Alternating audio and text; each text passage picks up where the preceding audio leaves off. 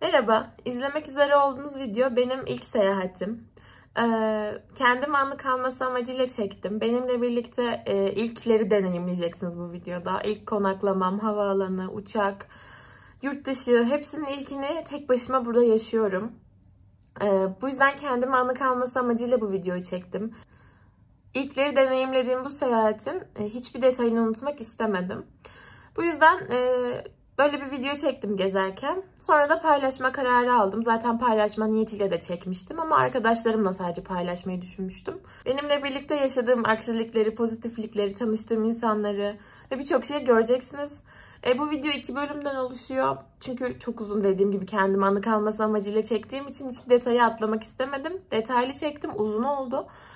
Bu ilk bölümü. İkinci bir bölüm daha olacak. Yine yaklaşık bu kadar sürer, o da belki daha fazla sürer. Bu arada bazı yerlerde gerçekten nefes nefeseyim. Kamera çok titriyor, açılar çok kötü, belki ses gelmiyor. Bunların hepsini göreceksiniz. Bu arada tek başına seyahat ile ilgili de söylemek istediklerim var. Videonun bazı yerlerinde de bahsedeceğim zaten ama ben tek başına seyahat etmekten hiç korkmadım, hiç rahatsız olmadım.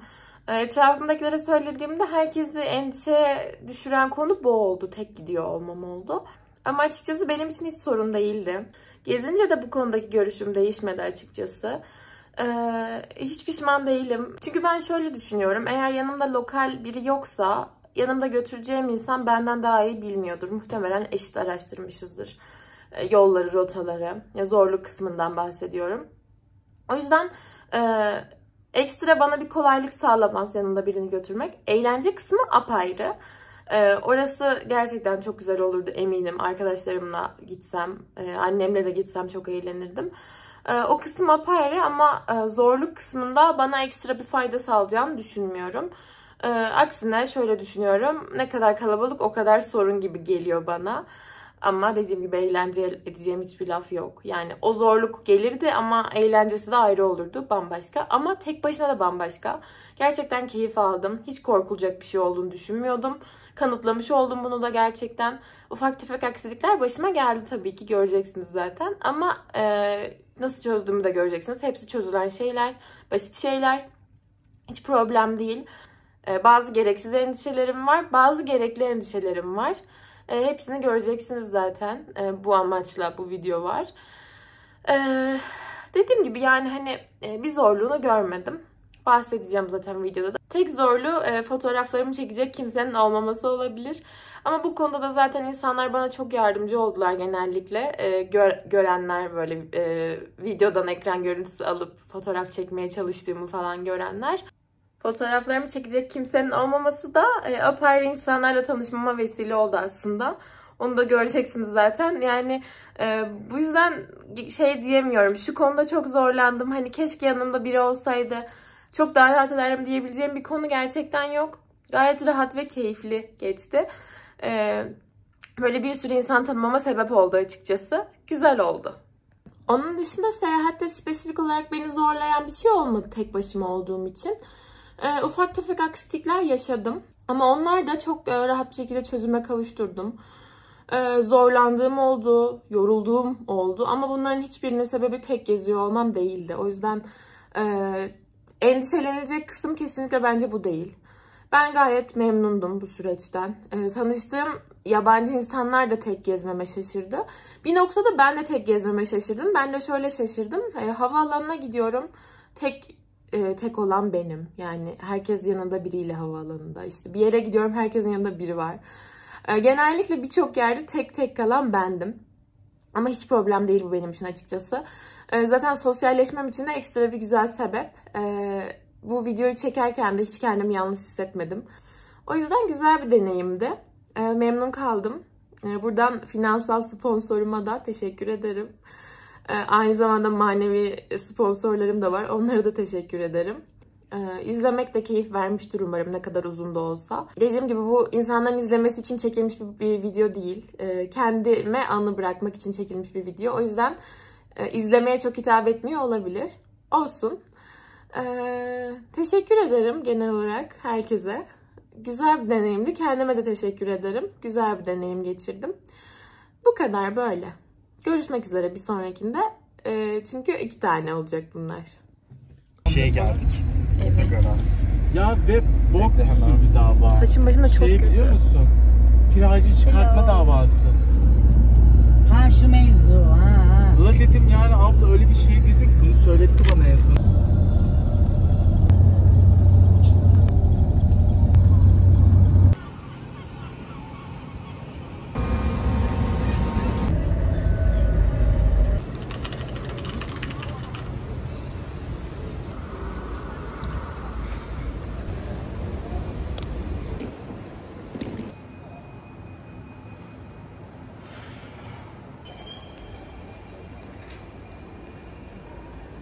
Hello. Gergin bir şekilde bugün İstanbul Havaalanı'ndayım. Utancımdan telefonumu kaldırıp çekemiyorum daha. Gerginliğimden. Bekliyorum şu an check-in'im açılmadığı için. Alışacağım. Bir de buraya bakmam lazım.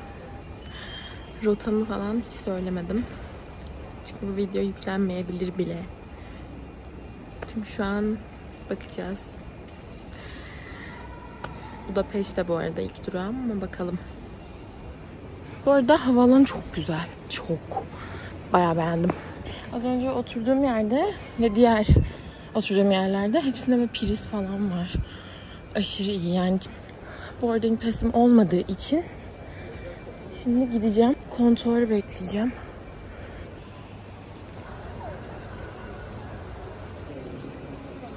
Boarding pass'imizi aldık. Şöyle bir beni de görün. Boyun askımı açıklayacağım. Çok saçma ama mecburum. Çünkü solo traveler'ım. Mecbur. Aşırı mutluyum. Şeyden geçtim şuradan ve normalde tek bir plastik çantada olması gereken benim sıvılar 35 plastik çantada falan hiçbir sıkıntı olmadı. Çok mutluyum o yüzden. Ben bunun stresiyle otobüste bayılacaktım artık gelirken İstanbul'a. Jiletim var mesela, onun geçemeyeceğini falan düşündüm. Çünkü ne araştırma yapsam herkes farklı şeyler söylüyor. Şuradan bir uçağıma bakayım, kapısı falan değişmiş mi? 8.50 herhalde, bu 8.50'de açılacak demek. Sakın dalga geçmeyin. Bilmiyorum, gerçekten bilmiyorum. Ben diyecektim ki şunun şeyini çok merak ediyorum, turuncusunu. Ay sonunda kendim düzgün çekebildiğim bir yer. Abartısız. Hepsi çok iyi kokuyor ve bayıldım. Sevdiğim bu ama şu pembe de aşırı güzel. Diğerleri de çok güzel bu arada. Şunun peki ne kadar güzel olabileceğini hayal edelim. Bu arada dün benim doğum günümdü. 16'sı. İsterdim. Ve 19 euroya düşmüş. Kocaman. Gerçekten ucuz. Strawberry olanı çok merak ettim ama. Su noktası buldum. Burada var, burada da var. Ben soğuk alacağım.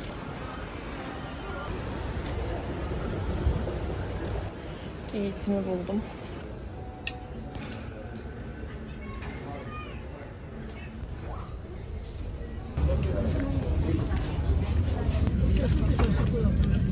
Nyomás az oxigénmozgók automatikusan kiesnek. Per release for the nearest muscle as you this way.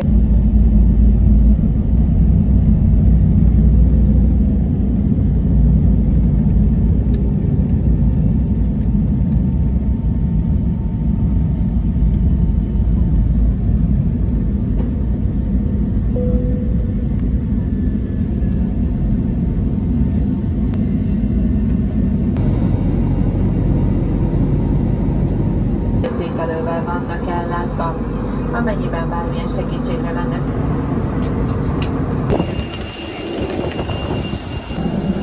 Böyle bir şeye bindik ama asla ne olduğunu bilmiyorum. Herkes bindi diye bindim. Çok kalabalık ve ben hala niye bindiğimi bilmiyorum. Herkes bindi diye bindim ve herkesin indiği yerde ineceğim.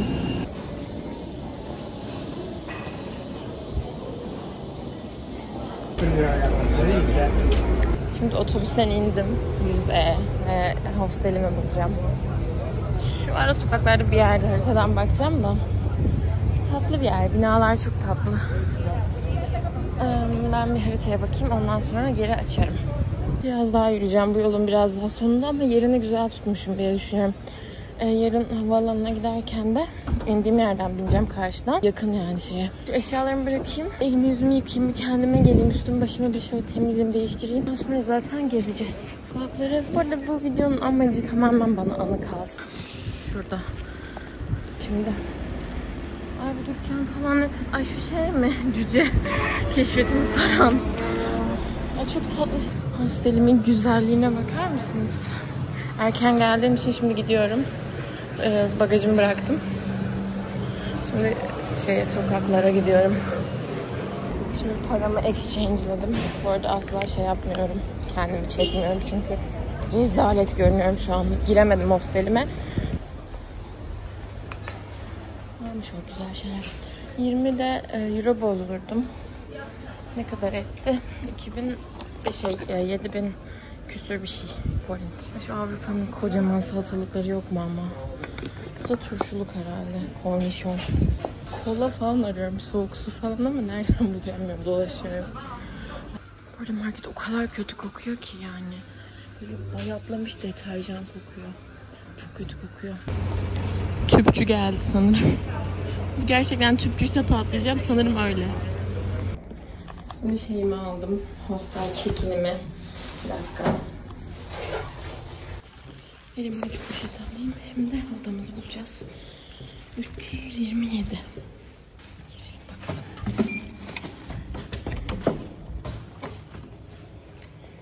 Ay ne güzel esti. Bakalım. Bunu seçtim yatak olarak. Burası banyomuz. Çok güzel. Nasıl mümkün olacağını bilmeden şu an bu yüzümü düzeltmek için. Ay nasıl kızarmışım. Güneş kremi falan sürmedik tabi. Banyoya geldim. Banyo da çok güzel. Yani bu kadar iyi ışık olan banyo alan. Beyaz ve bir de çok güzel gözüküyor her şeyi. Böyle. Hello. Giyindim. Muhtemelen şunu değiştiririm bilmiyorum. Çoraplarıma sakın bakmayın. Düzleştiricimle tüm şeyin sigortasını attırmak için. Şimdi saçımı düzelteceğim. Düzleştirici değilim aşağıda da neyse. Sonra burayı toplayacağım. Ondan sonra çıkacağım. Bir sürpriz konuğumuz olacak bugün. Onunla görüşeceğiz. O döner o arada bana diye düşünüyorum. Böyle çevirirsek ne olur? Gözüküyorum değil mi? Aynanın önüne geldim. Evet. İşte. Ondan sonra çıkacağım. Ben bir Bazilika bileti almıştım. Kameraya bakayım. Ona gideceğim. Aslında yani yorulacağımı hesap etmeden aldığım bir bilet. Ama ona gideceğim işte. Tuna Nehri'nin oraya doğru bir gideceğim. Hostelim çok güzel bu arada. Yani çektim zaten. 2 kişi mi yatıyor? 1, 2, yok 3. 3 kişi var. Ben geldim 4. olarak. Ama ben yarın gideceğim zaten. Çok güzel bir hostel. Dışarısı, manzarası böyle. Herhalde bunlar ev. Yani öyle tahmin ediyorum. Ben bir de buraya şey hayal etmiştim. Hosteli böyle küçük bir yer hani. Çıkacağım. Bu sefer gezmeye çıkacağım. Orada hani kendimi bile çekmedim. O kadar şeydim. Beğenmemiştim yani. Çok yolculuk şeyi. 6 saat otobüs üstüne havaalanında geçirdiğim 5 saat falan uçağı beklerken. Çünkü ben havaalanına çok erken gittim. Mecburen. Zaten 2 saat falan şeyin kontrolün açılmasını bekledim. Açılmıyor. Çünkü ben çok erken gittim. 8'de açıldı. Ben ama 6'dan beri havaalanındayım. Hatta 5'ten beri olacaktım. Orada bir aksilik oldu. Olamadım. Hava isti kaçırdığım için. Esenler'de. Ondan sonra cuma gideceğim tek yer havaalanı. Şimdi hazırlandım. Yapışmış mı? Ne olmuş? Sürpriz konuğumuzla konuşacağım. Yüzüm bir yandı var ya bugün. Neyse ben bir de bugün çok gergindim. Yani yarın için de gerginim. Yarın da çünkü uçacağım. Neyse. Havaalanı stresi gerçekten zormuş. Ama yaptım yani. Böyle. Bu arada yatağın yanında böyle ışık. Bu ışık şu herhalde alttaki. Ve priz var. Telefonumu şarj edeceğim. Markete gittim. Böyle bir kola aldım. Güzel tadı. Şeye benziyor ya. Frutti gibi böyle bir şeker var ya. Sakız gibi. Ona çok benziyor tadı böyle. Aynı neredeyse. Beğendim bunu. Şimdi çıkış yapıyorum. Bazilika'ya gideceğim. Adam bu arkada bu arada. Ve eşyalarımı kilitledim.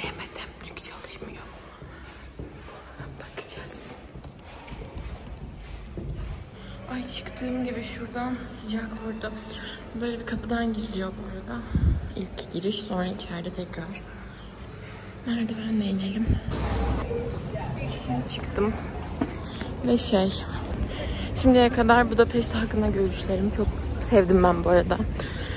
Kamerayı kaldırıp çekmeye utandığım için. Utanmayalım. Ben bayağı sevdim. Yani ulaşım kolay, her şey bulması kolay. Ama bence burası merkezi. Yani her yeri böyle mi bilmiyorum. Burası güzel. Oradan hoppa, burada yoluna böyle atlamıyordum. Dağıldım gidiyorum. İşte şöyle bir su var ve böyle bir yer var. Tatlı gözüküyor ve burada canlı müzik çok güzel olur. Pis görünüyor yani. Sonunda. Güzel ama. Gerçekten beğendim. İhtişamlı. Meydan ne güzel. Gerçekten Budapeşte'yi sevdim. Curcuna da yok bu arada. İstanbul'a gittiğinde canım çıkıyor ama ben bir de o kadar yorgun olmama rağmen Curcuna'sız geldi. Tam bir çıkalım. Şuraya bakmak lazım aslında ama biletim var diye bakmayacağım. Online ticket'ım var. Bunlar ticketsızların yeri mi? Benim online ticket'ım olduğu için neyse, buraya da birileri gittiğine göre burayı da takip edebiliriz. Mesela bakar mısınız? Ne kadar güzel ağaçlarla bina böyle şey olmuş. Ay bu ekranın da kendi kendine kararmaları, şurada zaten ölmüşüz sıcaktan. Takip etmekten geliyor başıma ne gelir. Bu arada gerçekten sıcak bayağı.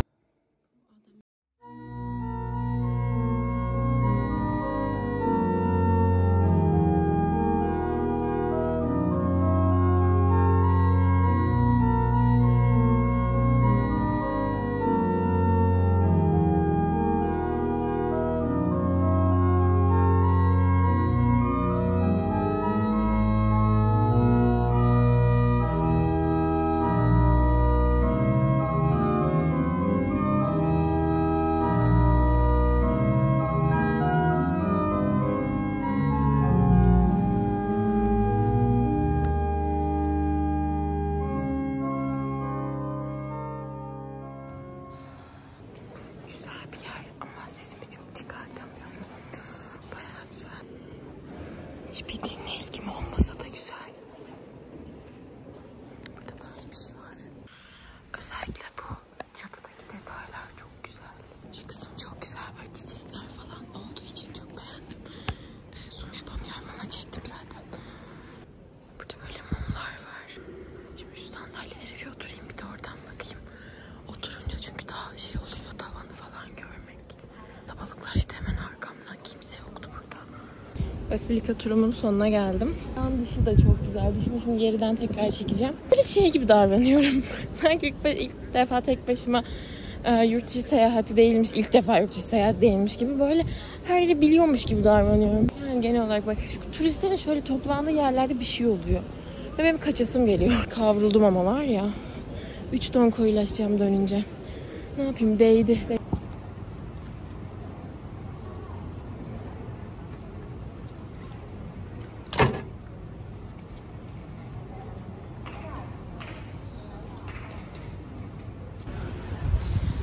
Böyle tatlı tatlı yerler var. Basilika'da şöyle arkamızda kaldı. Onun bulunduğu cadde boyu yürüdüm. Budapeşte'yi çok detaylı çektim. Yani diğer yerleri video uzun olur muhtemelen. Problem değil. Kaç kere böyle bir event gerçekleşiyor zaten.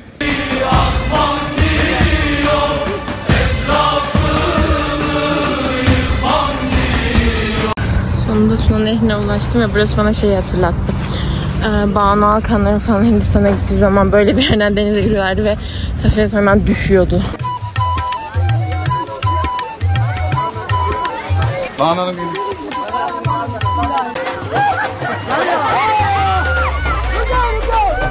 Evet, ayakkabıları bulduk, fotoğraflarımızı çektik. Herkes çekiyor zaten. Sonra arkadaşım ile görüyor. Çok esiyor, benim asla sesim gitmiyordur şu an. Neyse. Bayağı da yüksek yani. Şimdi parlamento binasına gideceğim çünkü oralarda su alabileceğim yerler varmış. Susuzluktan öldüm ama. Güzel meydanlar ve ferlik şu an şey arıyorum. Öleceğim şimdi, su. Öyle. Karada Muslera. Hay Bir tane deli adam vardı. Ben o yüzden çeşme buldum ama su içemedim. Suyu bardağa dolduruyor, yere atıyor. Anlamadım. Biraz içebildim. Sonra su kesildi. Çünkü çeşme iki taraflı. Diğer tarafından bir şeyler yapıyordu. O yüzden herhalde Türk restoranı gibi bir şey var. Market arıyorum 1 saattir. Umarım da markettir burası.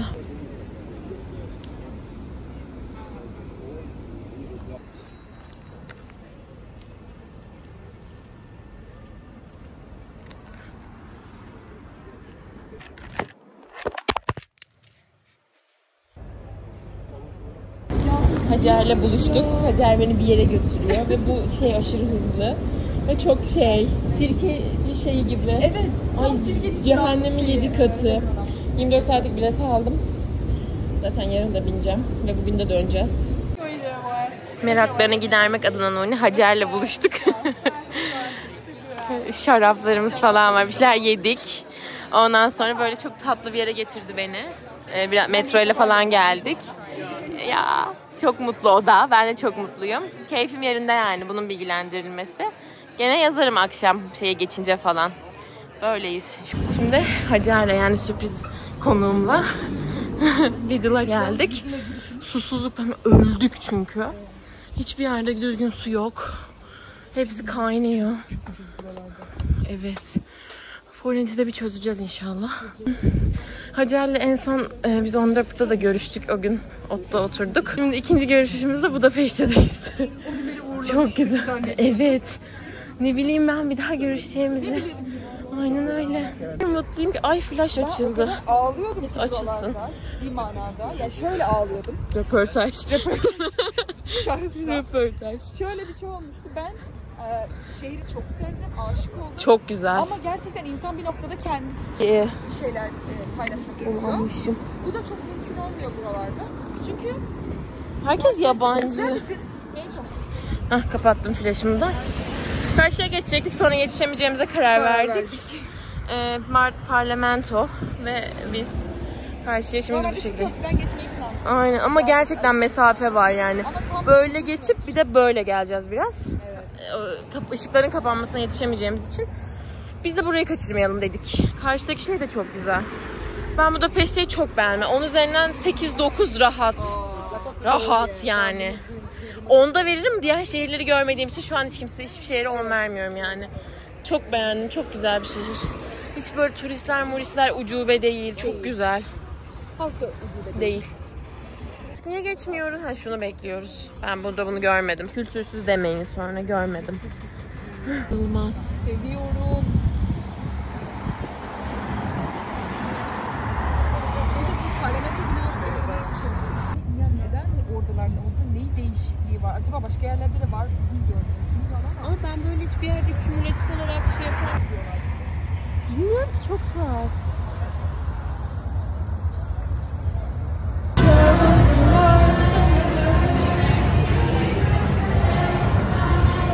Çok güzel bir yere geldik yanlışlıkla.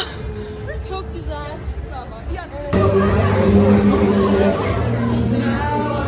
Burası da çok tatlı bu arada.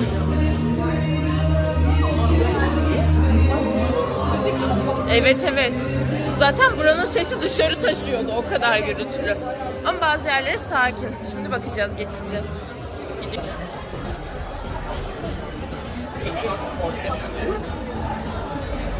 Değil.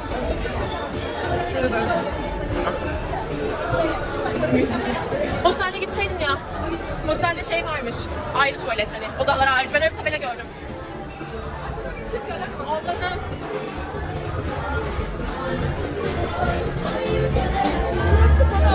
Çok güzel. Gerçekten.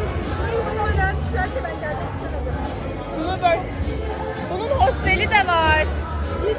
Evet, hatta o eventlerde bunun hostelinin eventlerinde çıkıyor. Evet. Hosteli de var buranın.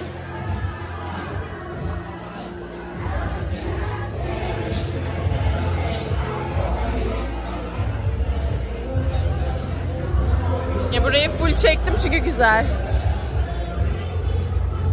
Click. The Click. Şura.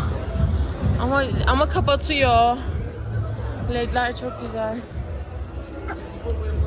Evet, kapanmış. Burası da kapatıyormuş, oturamadık. Evet, ben onu anladım. Acaba hani daha ekstra müşteri almıyorlar. Onlar gidene kadar açık gibi mi?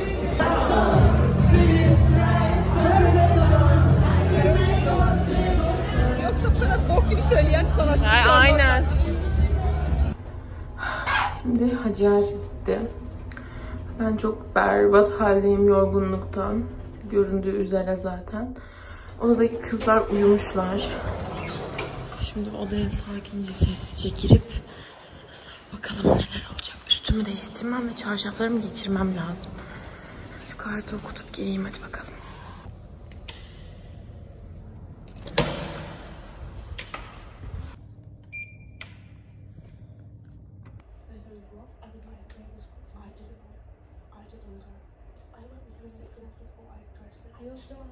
Günaydın.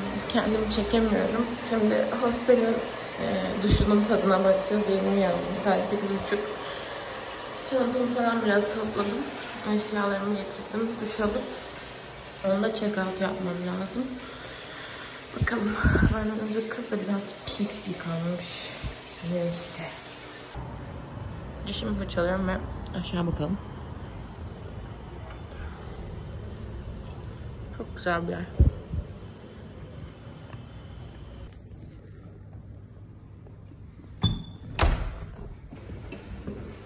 Bugün böyleyiz. Çok hiçbir şey yapmadım, yani yapamadım. Kamerada bakmıyorum. Saçlarım falan biraz çirkin görünüyor.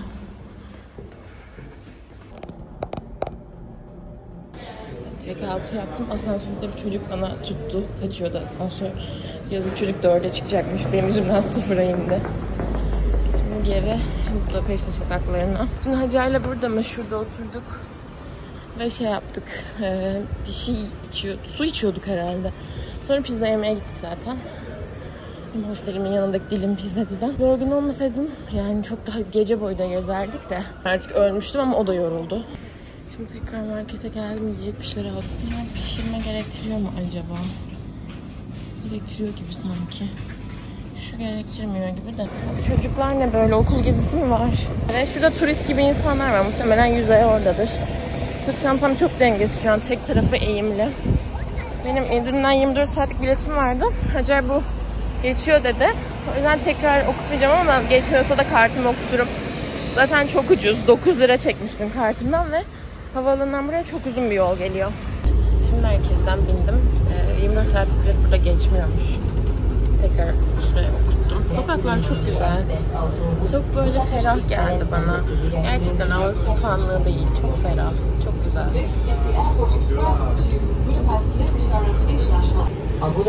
Çekemiyorum, insanlar var. Birazcık insanlardan agresiflik sezdim. Yani dün, sus artık. Dün markette yanlış bir yerden çıkmaya çalışıyormuşuz. Böyle no diye kadın kudurdu. Neden? Sakin ol. Tamam çıkarız, bir yandan çıkacağız yani. Bugün de diyorum ki bilet geçiyor mu diyorum 24 saatlik için. No it's not dedi, böyle vurguladı. Korkunç bir kalabalık. Ve şeyini bilmiyorum. Hangi ekran nereden bulacağız hiçbir fikrim yok. Ekranı buldum, şimdi kendi uçuşumu arıyorum ama galiba buldum. Evet buldum. Açılmış mı çekim? 13-15 şurada. Yukarıda. 3. Şimdi ulaştık. 63-66'da herhalde, onu bulacağız. Şurası ve çok kalabalık. Yine gerginim çünkü bu sefer kapımı içeride öğrenecekmişim, öyle dediler. Ama bilmiyorum. Hiç burada kapı öğrenecek bir yere benzemiyor burası. Neyse, nelerimizi çıkartacağız acaba buraya gelip de. Ya burada çok daha kolaymış. Duty Free'ye geldim yanlışlıkla. Boarding Pass'i online okuttum şeye. Zaten Wizz online boarding pass vermiyor. Ryanair veriyor. Okuttum ve geçtim.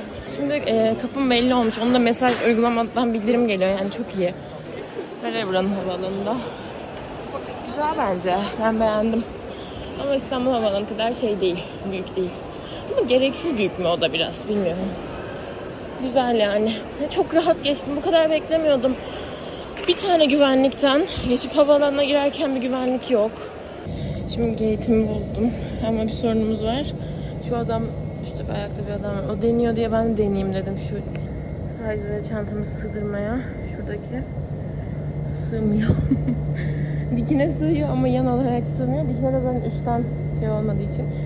Ya umarım sorun çıkartmazlar. Dün Vizayir'de bir sıkıntı yaşamadım. Sokturmadılar bile, şeye gerek yoktu. Ama bunu bilmiyorum. Ve korkutucu, uçak kalkıyor ve bu görüntü çok hoşuma gidiyor. O yani, ama öyle bir sorun yaşarsam da burada hayalet havanın kimse de yok.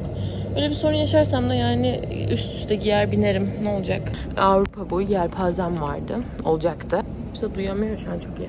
Sonra karşıdan karşıya geçtim. İşte hala elimde yelpaze. Bir şeye bakıyordum haritadan ama bir şeyden. Ondan sonra bir baktım yelpaze yok. Bir anda nereye gitti? Hani dedim düşürsem yolda düşüreceğim. Hani dümdüz yol. Gittim baktım yerde de yok. Bir tane bundan aldım. Merak ettim. Öyle aldım. Çıktı. Ben korktum. Çünkü herkesin çantası küçük. O yüzden üst üste giyinmeye başladım. Yani bir şey kaybetmem çünkü zaten en kötü çantamı sokmazlar. Ve ben bu havayoluyla 2 kere daha uçacağım. Onun da önünü görmüş olurum. Kahverengi içe giyeceğim. Üstüne tişört giyeceğim. Onun üstüne siyah. Of. Şimdi gergin bekleyiş. Üst üste giydiğim kıyafetler.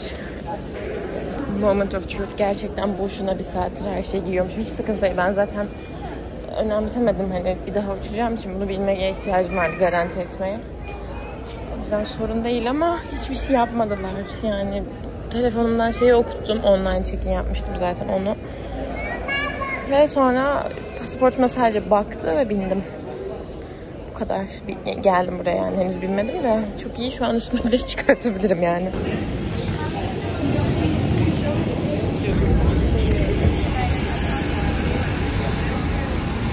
Her yerde Çelebi yazıyor ya. Benim içim ısınıyor. Niye bilmiyorum. Bizle alakası var mı bu kelimenin, bir fikrim yok ama içime düşürüyordum. Huzur vermiyor değil yani.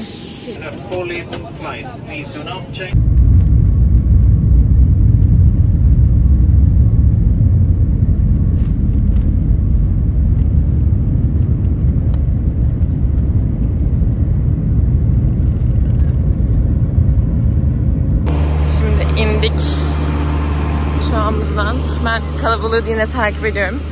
Bilmiyorum, herhalde burası pasaport kontrolüne gidiyordur. Nereye gidecek? Pasaport kontrolünden geçeyim ve ona göre otobüs biletimi değiştirebilirim belki. Otobüse bindim ama kafam karıştıran bir konu var. Bana kimse pasaport sormadı. Bahsettiğim şeyin sebebi sanırım ben Avrupa Birliği'nde olan bir ülkeden geldiğim için sorulmuyor bir şey diye anladım. Umarım.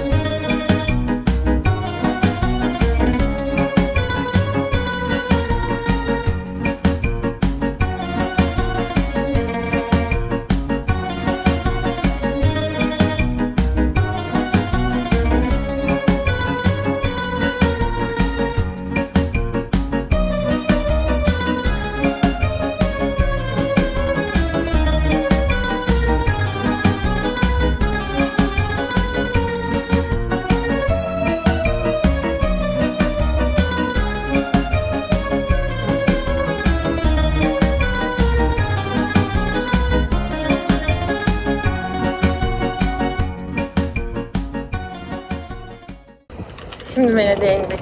Karnım da aç. Hostelim de biraz ileride. Yani şey kadar merkezi değil bir önceki kadar. Nereden gideceğimi bilmiyorum. Rialto Köprüsü'nün oralarda benim hostelim. Şimdi ona bakayım. Burada Google Maps çok iyi çalışmıyormuş zaten ama anladım yolu ben, önemli değil. Bu turistlerden 5 euro muhabbeti var ya, benden kimse para istemedi. Acaba otobüsün hani biletin içine falan mı dahil? Buradan yollar gözüküyor. Yol üstündeki herhangi bir yemek yerinde kaydetmemişim. Kaydettiklerim başka yerden. Çok güzel bir bahçe burası. Bahçe mi ne bilmiyorum. Otelin bahçesi de çok güzel. Otel de güzel. Ne diyecektim otobüsle ilgili? Otobüs çok kolay. Ben şey yapmaya çalışıyordum. Ben Flixbus üzerinden aldım ama başka bir firmanın otobüsü. Şurada var bir pizzacı bir şeyci. Ama ben bir şeyime de ulaşmak istiyorum. Ben yanlış mı geldim? Bak yine yanlış geldiysem olay oldu. Zaten ama anladım yolu, ben önemli değil. Ama artık yeter. Yok. Çok da kötü kokuyor. Şu an yanlış gelmedim ben lütfen ya. Zaten ama anladım yolu, ben önemli değil. Yol bulmak zor. Ve harita gerçekten biraz sapıtıyor. Buralara akşam gelirim, önemli değil. Buzum da koptu. Ve terledim çünkü güneşi bayağı yakıyor. Gerçekten delirmek üzereyim. Bura mı? Mesela çıktık şura mı? Zaten ama anladım yolu, ben önemli değil. Yürüyorum öyle ve şu an buradan çıkınca muhtemelen az önce olduğum meydana geri çıkacağım. Lokallerin evi herhalde bunlar, burada geldik. Gerçekten hani asla da bilmiyorum. Rialto'ya ulaşmak neden bu kadar zor? Adam bezdiğim için paraya kıydım. Çilek aldım manavdan. 3,5 euro verdim. Bir de suyum var. Ne yapıyorsunuz kızlar? Suya da bir sürü para verdim ama sormayın. Ama ne yapayım yani? Şu anda soğuk suya ihtiyacım vardı. Soğuk su bulunmuyor. Bu da peşinde de yoktu. Bu da yolun sonunda Rialto'ya gitmiyorsa ben dönüş biletimi alıyorum. Ya da sokakta yatıyorum. Zaten ama anladım yolu, ben önemli değil. Önümde şunlar düğüncüler, evlenmişler. Ve güzel yerlerde durup fotoğraf çekiliyorlar. Bu da demek oluyor ki Rialto Köprüsü'nde bunlar fotoğraf çekilir. Yeni gelelim. O yüzden şimdi gidiyorum. Onları takip ediyorum. Yani şu an arkamdalar ama maskeler var. Yine böyle bir festivali varmış önceden. Şeymiş, çift göz oldukları için kendini saklamak için maske kullanıyorlarmış. Sonra kaldırılmış, sonra tekrar gelmiş. Özet. Abartısız ve 1 saat falan oldu ben yürüyorum. Ve her baktığımda 1,4 kilometre kalmış. Asla öyle değil ama. Şimdi yanlış bir yerden geldim sanırım. Zaten ama anladım yolu, ben önemli değil. Gerçekten çok zor. Ayağıma da bir şey yapıştı. Bir salağın biri sakızını atmış yere.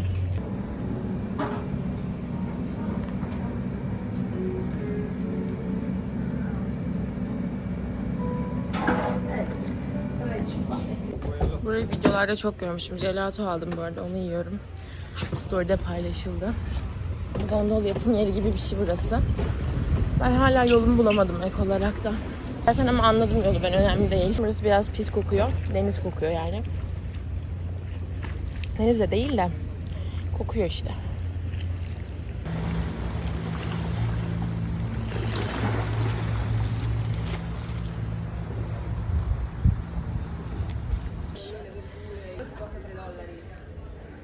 Maskeler.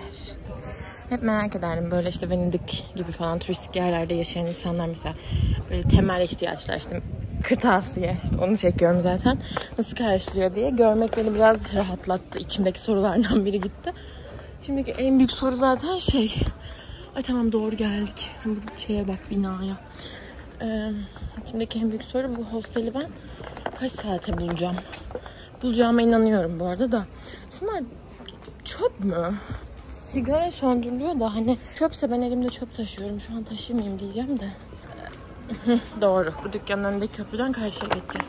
Buradan camcı, fotoğrafçı gibi bir şey. Ve yine bir sokak. Yine bir sokak. Gidiyoruz bakalım.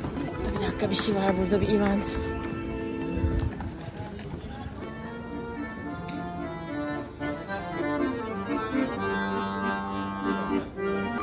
Event de bu abi.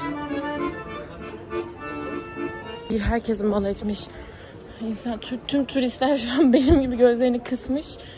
Navigasyondaki sokak isimleriyle böyle sokak isimlerini eşleştirmeye çalışıyor. Şimdi biz doğru sokağa gidiyoruz, bu yazıyor. Sonuna kadar yürüyeceğim herhalde. Bunlardan biri de şu. Haritada gösterildiği gibi mesela böyle şerit yol gösteriliyor haritada. Gittiğimiz yerler oraların üstünde değil. Yanında, sağında, solunda, sonra diyorsun ki burada yol yok ki. Ama orayı gösteriyor. Yani tam nokta atışı yapamıyor.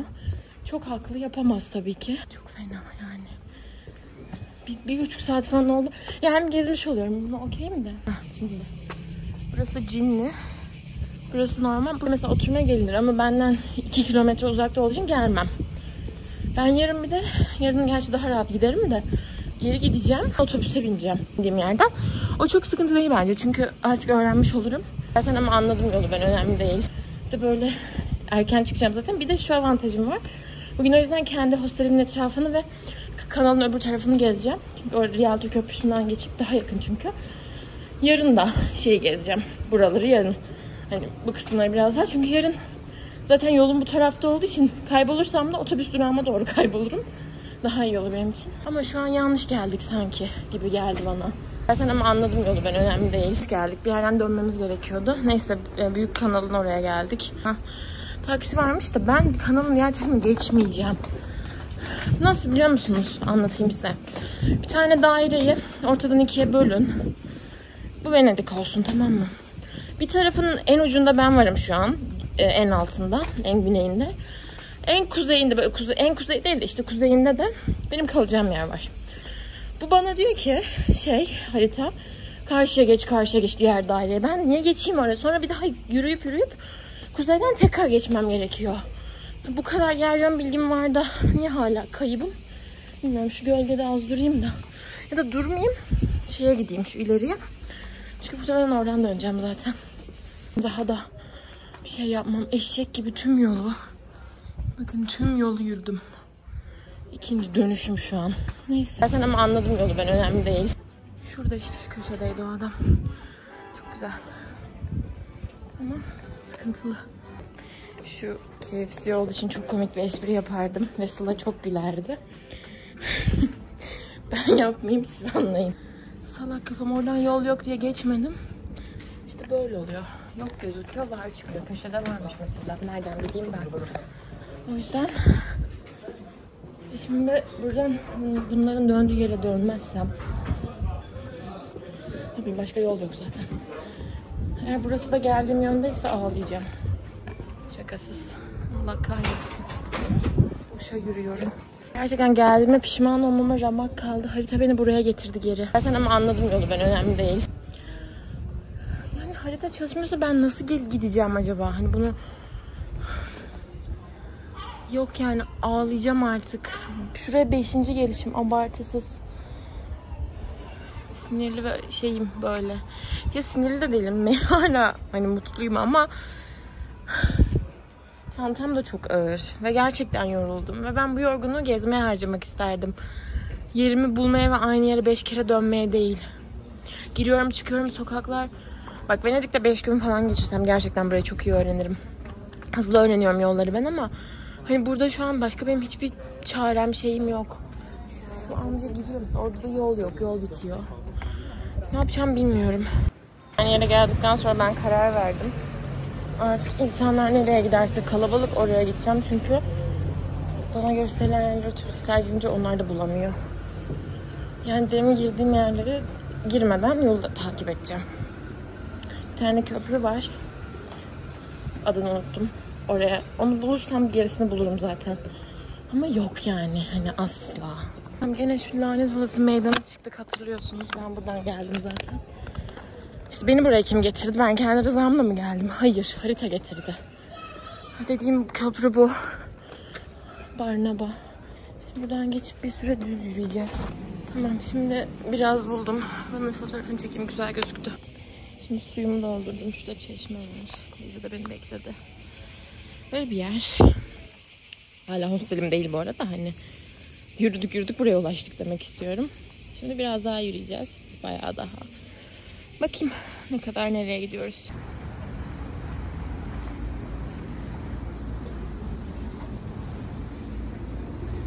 Venediklisin. Köprü evine çıkıyor falan. İlginç yani. Güzel. Mutluyum, çok mutluyum ama suratım halini bir görseniz. Az önce bir dükkan şeyinden gördüm. Kıpkırmızıyım. Şurada bir Türk yazısı gördüm. Fontego değil Türkiye. Allah Allah. Biz yazmazsınız siz öyle her yere ama hayırdır acaba? Ay, gerçekten şu köpekler benim aklımı alıyor. Nereye geldik? Heykeller var da gerçekten istemiyorum heykel falan bana. Şimdi bir dakika. Buradan çünkü dümdüz diyordu. Bir tane abla, şu siyahlı abla, yanında çiçekli elbiseli abla ve biri daha var onlara. Ayağına bastım. Dedim I'm so sorry dedim. Zaten bunlar Amerikalı. Dedi honey it's not a problem dedi, çok tatlı. Sonra bir daha biri bunun ayağına bastı. Sonra ben sorry demedim ama biri sorry dedi, onu ben sandım. Ben dedim sokaklar çok dar ama ben değildim o dedim. Ay kilise çanları çalıyor. Ben sinirden artık ağlıyorum çünkü asla bulamıyorum. Gidiyorum doğru yere, yok. Zaten ama anladım yolu ben, önemli değil. Komik de yani, hani bulamayıp ağlamam. Neyse şimdi sokak adından bulacağım, ne yapayım. Marketlere soruyorum, hepsi Hindistanlı, kimse bir şey bilmiyor zaten. Allah'ım, bu İtalyanların tatlılığı şaka mı? Artık bulamaya gittim, bir restorana sordum. Muhtemelen 1 milyon kere önünden geçtiğim bir yer, şimdi bulacağız. Ondan sonra adam bilmiyor. Bilebilecek genç bir çalışan çağırdı. O da numarası vardı, aradılar. Bu sefer çocuğun şeyi yok, kontürü yok. Arayamadı. Müşterilerden biri dedi ki benden arayın. Ondan aradık. Allah'ım yiyeceğim, bu kadar tatlı olabilirler mi ya? Ay çok tatlılar. Aha burası. Ben buranın önünden kaç kere geçtim biliyor musunuz? 100 kere falan. Completed. Geldim. Zordu. Hostele ulaştım ve yanıyorum. Yüzüm bellidir zaten hani ne kadar kızardım. Umarım 5 ton koyu ulaşmam. Bundan çok korkuyorum bu arada. Şey oldu ya, esmer oldu sadece kolum. Ben biraz arkadaş olmayacağım Nihle'yle. Ha? Nihle'yle arkadaş olmayacağım, karardı çünkü. Ben de olmayacağım. Hop, üstüm yanmamıştır çünkü üstümde şey vardı. Bir şeyler. Şöyle balkonu göstereceğim şimdi, bir dakika. Yoruldum. Nasıl ölmüşüm ben, kaç saattir yürüyorum. Geldim zaten, bir kadın daha vardı. O da dedi gerçekten hani dedi İtalyan da olsam burası çok zor bulması dedi. Gerçekten öyle. Çok tatlı ama yani hani gecelerce kalınır, ben bir gece kalacağım ama. Burada tuvaletin manzarası. Daha az önce süründüğüm sokak. Böyle. Duş var. İşte kapalı, güzel. Yani burada bir duş alınır. Buranın da bir tadına bakalım. Bu hostel odamı da göstereyim. Burası bu arada fiyatına göre iyi değil yani. Fiyatı pahalı çünkü ama Venedik'te olduğumuzu hatırlatırım. Yani Venedik için çok iyi bir fiyat aslında. Vantilatörler var. Öyle. Priz şeyleri var. Mesela ben isterim ondan. Sokağımız böyle. Şarjım da bitiyor. İşte buradan geldim ben aslında. Bakkalımız var. Altta insanlar yemek yiyor. Şu yolun en sonu burası sanırım. Emin de değilim ama işte ya da diğer taraf bilmiyorum. Oradan bir markete sormuştum. Buradan bana bakıyorlar. Midye yer miyim? Yemem. Benim aram yok. Pizza yemeye geldik. Bu arada hazırlanıp oraya gideceğim ben. Yardımlarını unutamam. Bir şeyler aldım. Onları deneriz. İtalyan abur cuburları olarak. Benim yatağım yanında priz yok muhtemelen. Öyle göründü şu an. Neyse takarım oraya bir yere. Önemli değil. Böyle yani. Berbat görünüyorum. Umarım duy beni yani. Kapkara olmam. Çok korkuyorum. Nihle'yle arkadaş olmayacağım, karardı çünkü. Ben de olmayacağım. Bu. Ben çok beğenmedim bunu. Yani baharatlı cips. Kötü diyemem. Yağlı bir doku. Kavruk bir lezzet. Ama kötü diyemem. Bunu aldım. Bu da kurabiye. Bu güzel. İkisine 2.68 euro verdim. İyi bence. Hello. Şimdi hazırlanacağım. Ve çıkacağım. Yatamadım bir türlü. Yani uyumayı denemedim bile açıkçası. Şurası benim yatağım. O yüzden dedim ki hani hazırlanayım bari, şu aşağı bir ineyim. Saçlarımı yapayım geleyim. Nasıl fikir? Bence iyi fikir. Bu arada saçımı yapmadan önce şunu fark ettim. Ben İngilizce öğrenirken merak duygumu köreltmeyi de öğrenmişim. Çünkü bak burada 4 kişiyiz. 3'ü de geldi. Farklı zamanlarda aynı anda da geldikleri oldu. Çok samimi bir şekilde birbirimize hay diyoruz. Ama devamında mesela adın ne yok. İşte nerelisin yok. Nereye gideceksin yok. Sadece birbirimize hay diyoruz ve bununla kalıyor. Hani onlar da bana demiyor, ben de demiyorum. Buranın bu şeyi kötü anlamda değil ama hani bizde olmayan bir şekilde tuhaf. Ama rahatsız etmiyor yani. Onlar öyle. Kadın şurada yatan çırılçıplak soyunmuş, tamam mı? Ben de şunları yiyorum. Birer tane deniyorum. Tam kafamı döndüm, diyeceğim ki ister misiniz diyeceğim. Bir baktım kadın çıplak. Baktığımı görmedi benim. Hemen kafamı çevirdim. Rahatsız olmuyor bundan zaten, hani odada başkaları varken de yaptı. Bayağı anadan üryan. Gereksiz bilgi. Gerçekten bu biraz TMI oldu ama olsun. Her şeyi bilin. Aslında ben bilin diyorum da ben bu videoları tamamen kendime anı kalsın diye. Çok kötü bir şey oluyordu.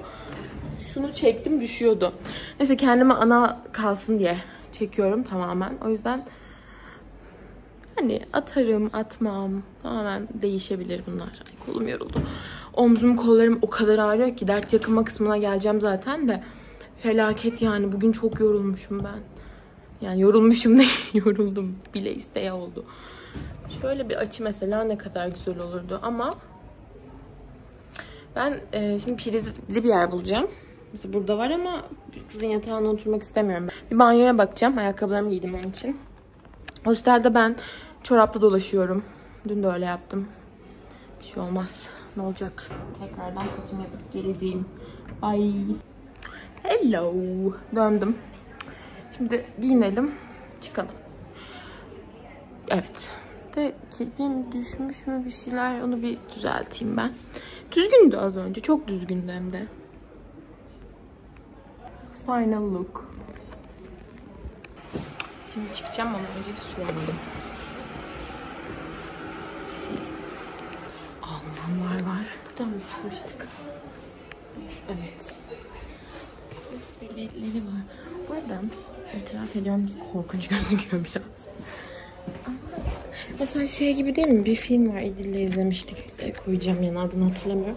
Aynı o evin girişi gibi bu merdiven. Aynı yani. Böyle çatlak bir kadın yaşıyor tek başına. Herkesi öldürmüş falan. Aynı o.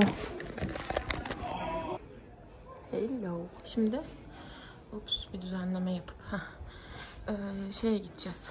O dediğim yere gideceğiz, bana yardım edenlerin yerine.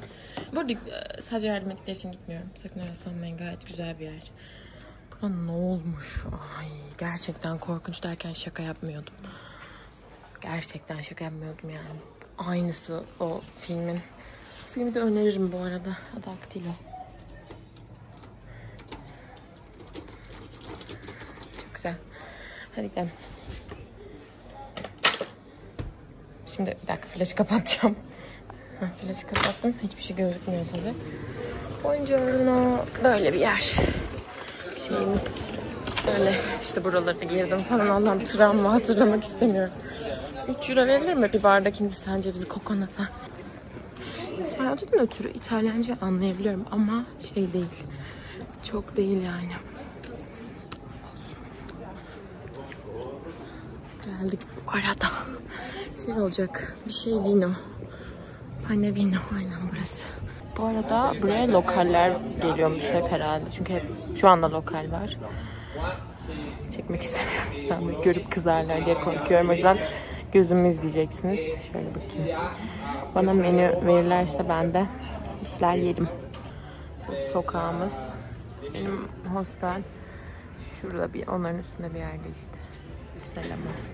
Sana durum bilgilendirmesi yapayım. Daha yemeğimi söyleyemedim de ona gelmediler. Şurada bir market var ya, market gibi bir şey, restoran. Onun üstünde bir yerde kalıyorum yani. Bir iki dükkan ilerisi ya da tam onun üstü. Çok yakın yani, bu sokaktayım. Bunun sonunda gene kanal. Sonuna giderim, birazdan gösteririm. Zaten bugün buralarda Allah'ım nasıl zorlandım. Pizza menüsü. Ben şey yiyeceğim. Diavola mı? Aynen ondan. Bu da şey ana yemek falan da, onlardan istemiyorum. Öyle. Güzel bir yer. Venedik çok güzel. Kanalın sonuna gelince tekrar video atarım. Bugün bir sürü çektim de zaten. Hostelimi ararken gezmiş oldum. Çok tuhaf. Şimdi yemeğim geldi. Sanki bunu söylememiştim gibi ama belki de söylemişimdir. Bilmiyorum. Bir tık ağır kokuyor gibi yani. Daha hafif bir pizza mı hayal etmiş? Yok bu salamlı ben... Yok bunu söyledim doğru tamam. Sokak şarap çok güzel. Şarap çok güzel bayıldım. Güzel. Tatlı. Tatlı şarap aldım.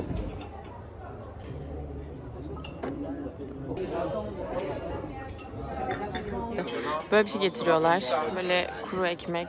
Şunun tadı da Beypazarı kurusuna benziyor. Ama bitiremedim. Çok geldi. Sonradan mide sıkıntı çekmek istemiyorum. Yemeyeceğim.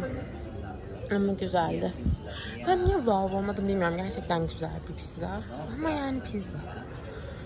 Böyle şarabı çok beğendim ama yani daha önce ben tatlı şarap içmediğim için de olabilir.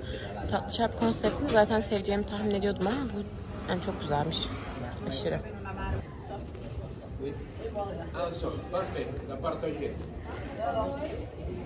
Adam her masayla tek tek ilgileniyor. Bana geldi. Is everything okay darling dedi. Çok tatlılar. O masayla Fransızca konuşurken herkes onları izledi. Güldü. Çok tatlılar. Küçük bir yer gibi gözüküyor ama içerisi de var. İçerisi küçük ama. Ben dışarı oturdum. Çok güzel. Bana yardım eden çocuğu çekmeye çalışıyorum ama çekmiyorum bu arada. Gelir şimdi çok tatlı biri. Tabii erimiş bunun bir moda herhalde. Buranın içi bu arada. Güzeller.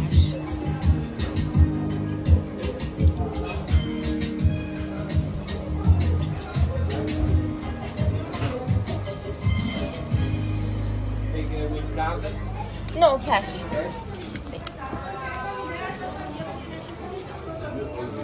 Geldi evimin direği de çekemedim. 60. Bakın şurada kendileri servis yapıyor şu an.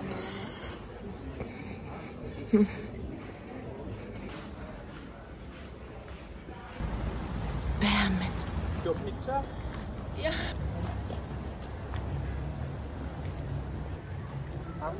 Like no. I think it should be enough. Yeah. Thank you very much. Oh, thank you. Have a good night. You too. Adamın biri bana acıdı, fotoğraflarımı çekti.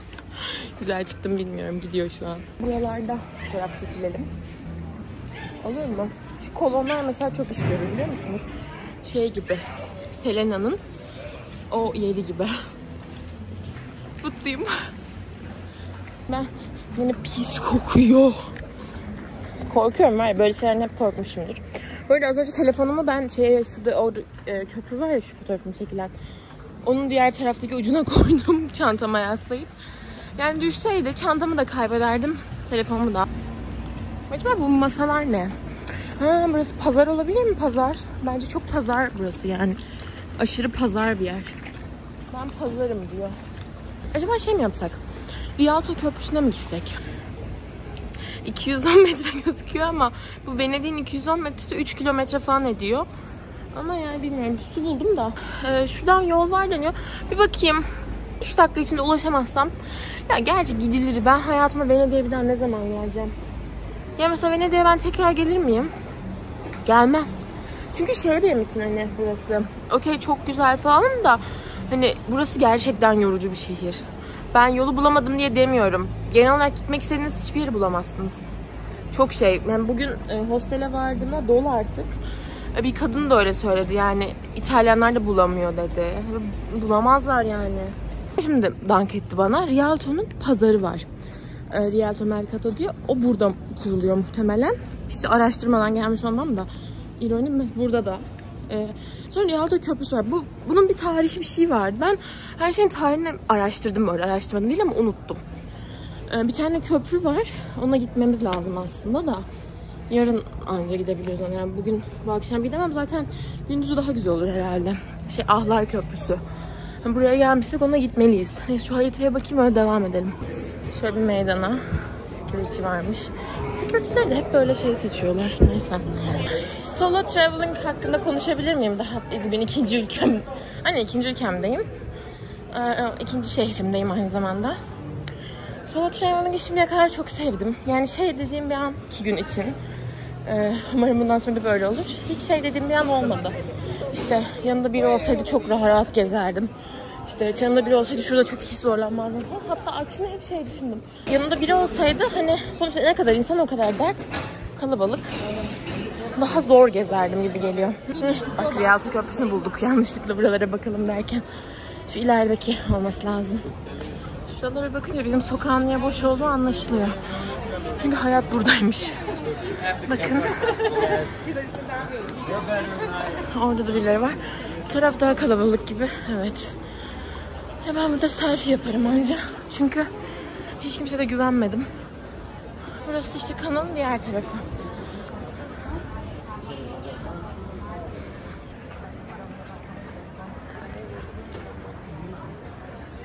Tam dedim ki Ahlar Köprüsü'ne gidemeyeceğiz herhalde. Öyle gözüküyor dedim. Sonra bir bakayım dedim. Buranın sonunda bu kanalın bu tarafının ama hani gayet gezilebilir duruyor. 1 kilometre kadar 950 metre gözüküyor. İşte Venedik olduğu için hani onun üstüne ekle 1 kilometre daha. Bugün 2 saat yürüdüm ve hepsinde 17 dakikam vardı. Şimdi buradan bir haritaya bakayım. Öncesi böyle bir şeye çıktı. Güzel. En azından zırt pırt kanal hoppa önüme ne düştü. Genel olarak şehrin bu tarafında zırt pırt kanal yok. Diğer tarafta olduğu gibi. O yüzden ölmeyeceğiz gibi geldi. Dükkanları çok sevdim. Bunları camı çok meşhur. Sanırım Allah Allah nereye koydunuz koskoca köprüyü? Yok ben yanlış gelmişim. Çok güzel şeyler yapıyorlar.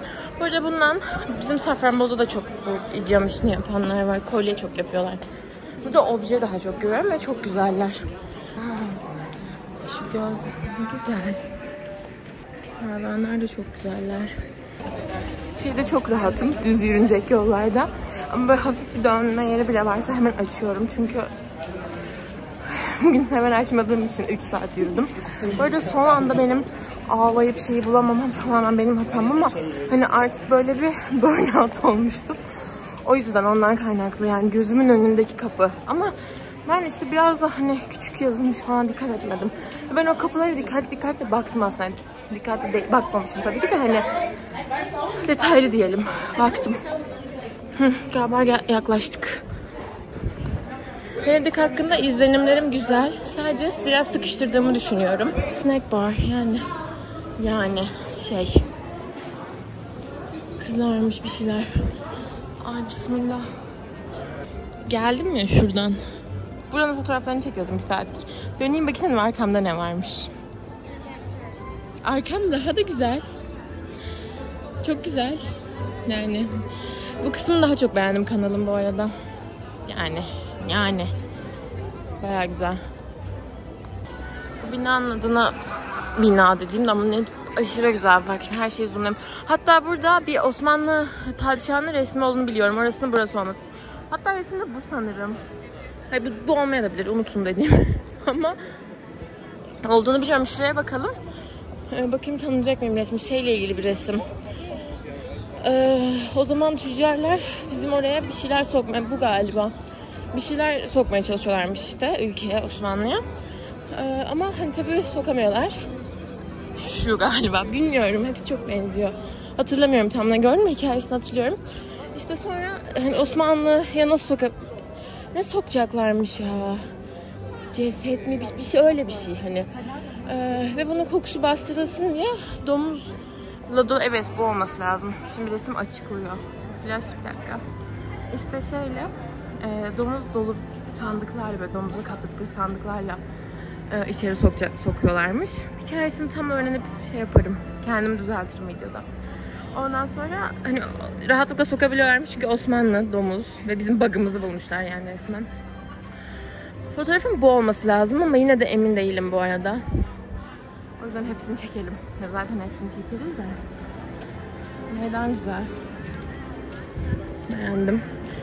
Bu bina öteki tarafa da dolanıyor ama oraya dönüşte dönerim. Şimdi ben rotamdan sapmak istemiyorum. Ahlar Köprüsü'ne gidiyoruz çünkü. O da çok hikayesi tatlı.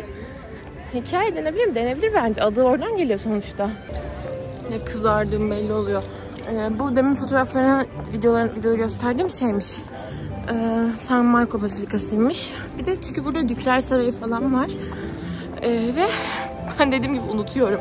Hepsine baktım bu arada, yalan söylemiyorum.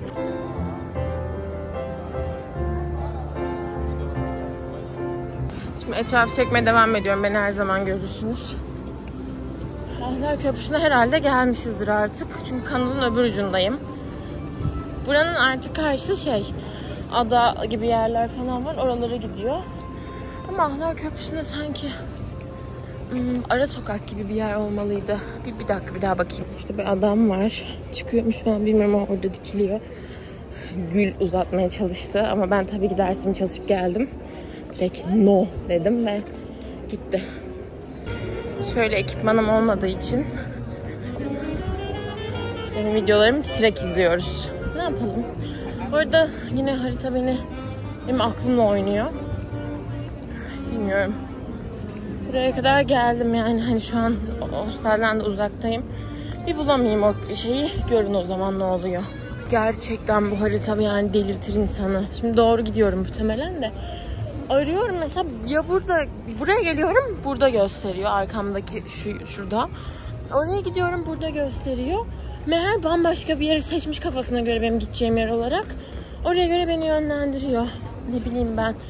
Şimdi buraya gidersek hem Dükler Sarayı'na da yaklaşmış oluyoruz. Orayı da çekerim. Yine de yani bir sürü yer gezdik Venedik. Çok vakit ayıramasam da. Burada sokak sanatçıları mı var? Hayır. Ahlar Köprüsü. Aha burası. Geldik şükür. Şimdi bu köprünün hikayesini anlatacağım. Bu köprünün binaların biri mahkeme, biri hapishane. Ve bu köprüde de mahkumlar yani son kez buradan geçiyorlar. Venedik'i son kez şu pencerelerden görüyorlar ve bir ah çekiyorlar. Ve köprünün adı oluyor Ahlar Köprüsü. Şöyle geçiyor. Hikayesi böyle. Ve camlar çok küçük. Yani içine giriliyor mu bilmiyorum. Kapalı diye biliyorum. Bu kadar bilgim bu konu hakkında. Biraz daha fotoğrafını çekeyim. Çünkü gene milyon kilometre yürüdüm ama bu yürüyüş yapmadı çok. Yine tabii ki benim fotoğrafımı çekecek kimse yok. O yüzden ben ortalığı çekmeye devam edeceğim. Olsun. Ben memnunum. Ne yapayım? Bak, solo traveling'in bu kısmı belki biraz can sıkıcı olabilir. Onun dışında solo traveling'le ilgili hiçbir sıkıntı 2 gün içinde olmadı. Ama belki fotoğraf kısmı sayılabilir. Burada bana oluyor. Biraz öteki tarafı çekeyim. Susuzluk hissetmiyorum. Sonra bir anda bir susuzluk hissediyorum.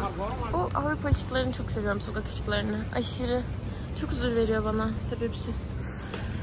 Şimdi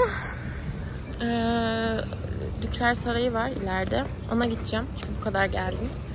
Sonra döneriz. Bence güzel, verimli bir gece oldu. Böyle. Gerçekten bu arada yoruldum. Şimdi gidelim Dükler Sarayı'nı da bir görelim. Mesela burası da tam su basacak bir yer. Yani bayağı alçalıyor ve şeye zaten çok yakın. Kanala. Tuvalet tabelası çok gördüm. Mesela Budapeşte'de de hiç görmedim. Şeyde de kanalın diğer tarafında da çok gördüm. Burada ileride adalar var ya. Onlara giden feribot gibi şeyler kalkıyor. Herhalde şuradan alınıyor biletleri de.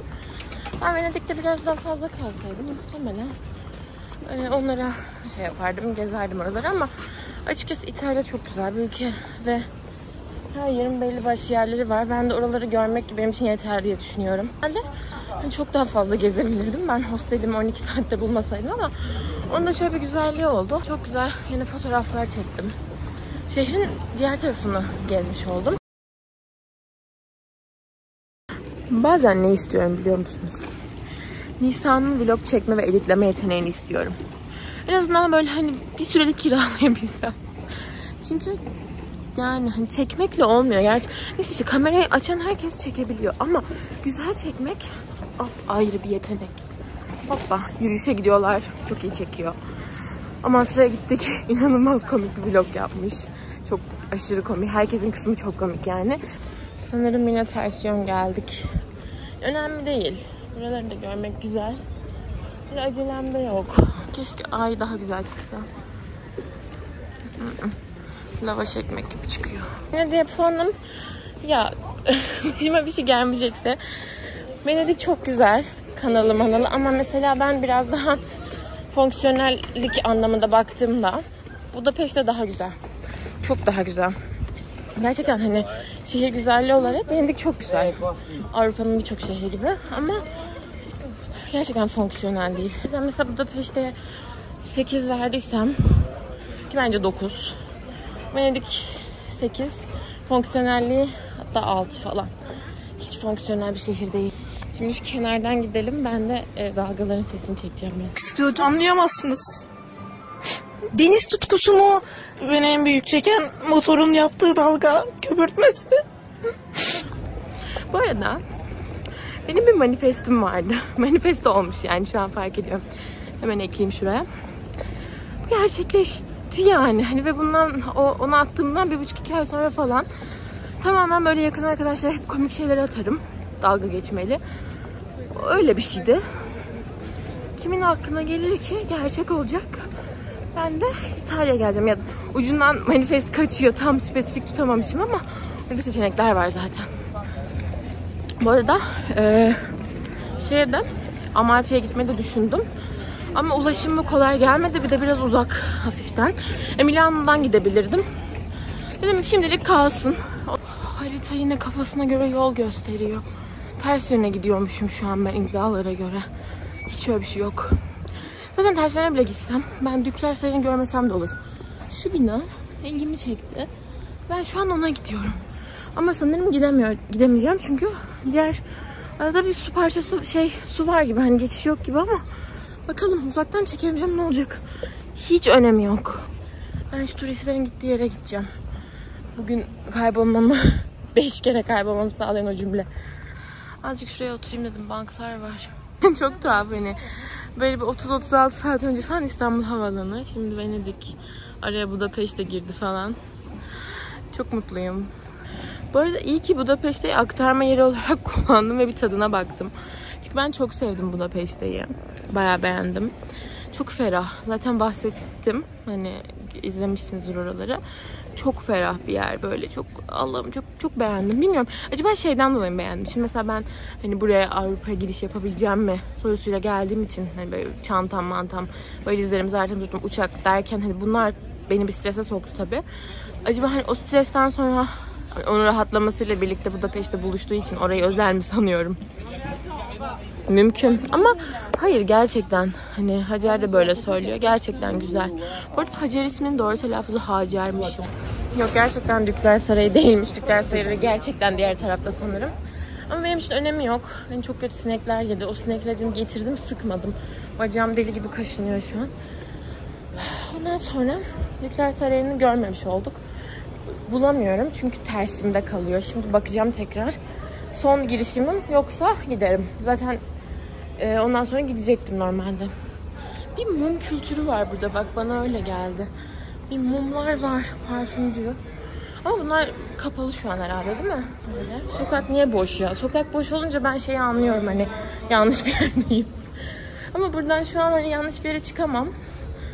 Şeye çıkmam gerekiyor şu an bu yollardan ama ne oranın adı?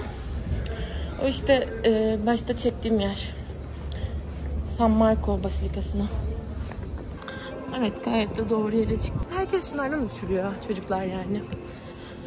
Böyle. Güzel yani. Epey ama burada bir su birikintisinden faydalanmaca var. Bunu çektim ve gidiyorum. Ben gelirken buradan gelmedim sanki ya. Şu ileriden.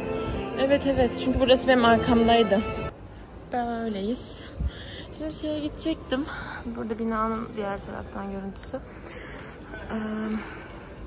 Dükler Sarayı'na gidecektim ama harita beni şu an gene delirtmeye başladığı için gitmeme kararı aldım. Dükler Sarayı'nı da görmemiş olalım. Benim için önemli değil. Yani ben gerçekten bu gezide öyle şeyim yok yani. Onu da göreyim, aman bunu da görme, sıkış tepiş. Öyle bir şeyim yok. Hani o an canım ne istiyorsa onu görmeye ve ben öyle gezilerin güzel olduğunu düşünmüyorum. Benim planlarım esnek. Bugün buradayım. Belki yarın da burada olabilirim yani. uçak biletim yoksa gerçekten her an her şeyim değişebilir. Esneyim yani, o konuda kendimi sıkıştırmıyorum. Türkiye'de gezerken de böyleyim. Şimdi şu karşıda yine Rialto. Böyle gidelim bakalım. Hazır kimse yokken şuraya telefonumu koyup çeksem mi diye düşündüm kendime ama güzel çıkmaz, çok aşağıda.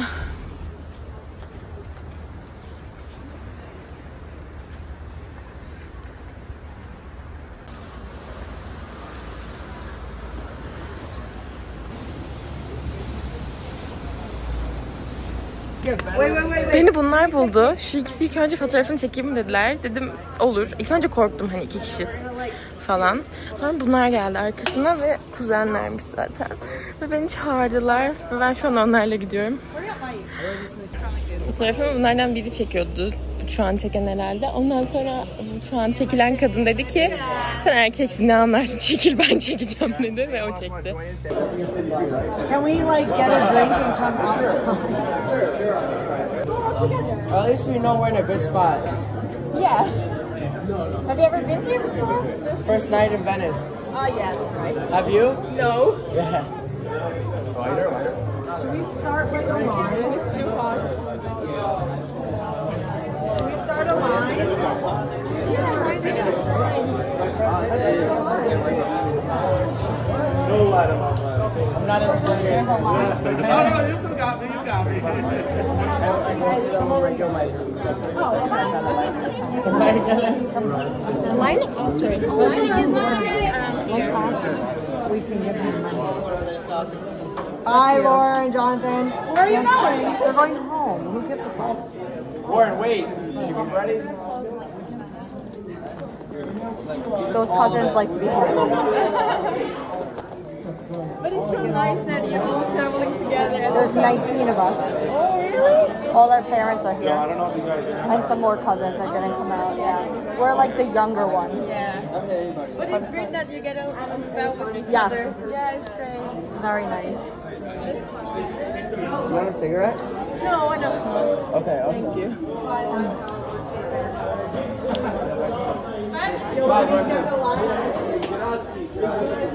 He said no. He said it's free. And I said no, but that's not. Oh, it's free. It's free. No. That's not. I'm a business woman.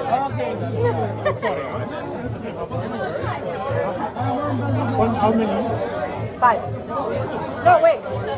It's more than 5. 5. No, it's 5. It's 5. They left. 2 of them. 5. 5. 5. Oh, she said, oh my God, no. She's like, Where is oh, the 5? you want the 50? 1, 2, 3, 4, 5. Oh, bye! Ciao! Good night! Oh, perfect! Oh! Sorry, lady. It's fine. Are they not cute enough? Yeah, am I not cute enough? I like it. Yeah. My friend. Calm down. Burada bir problemler. It's his sister. Yani böyle bir yerdeyiz şu an. Saçma sapan.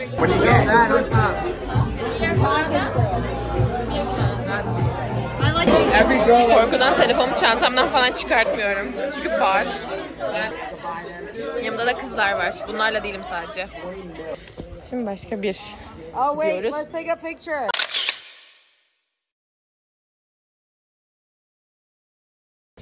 Teşekkürler. Say it again. Teşekkürler. Teşekkür. Teşekkürler. Teşekkürler. Teşekkürler. Yes. Teşekkürler. Teşekkürler. Teşekkürler. Yeah. Teşekkürler. You got it right, yeah. Teşekkürler. Or like teşekkür ederim.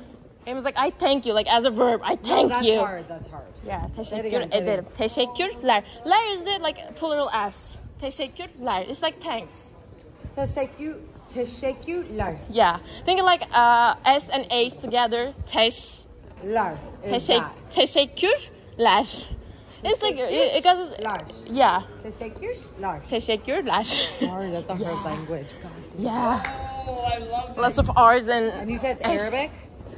No, like it's got its roots from Arabic, but it's actually like My language and Arabic are so similar.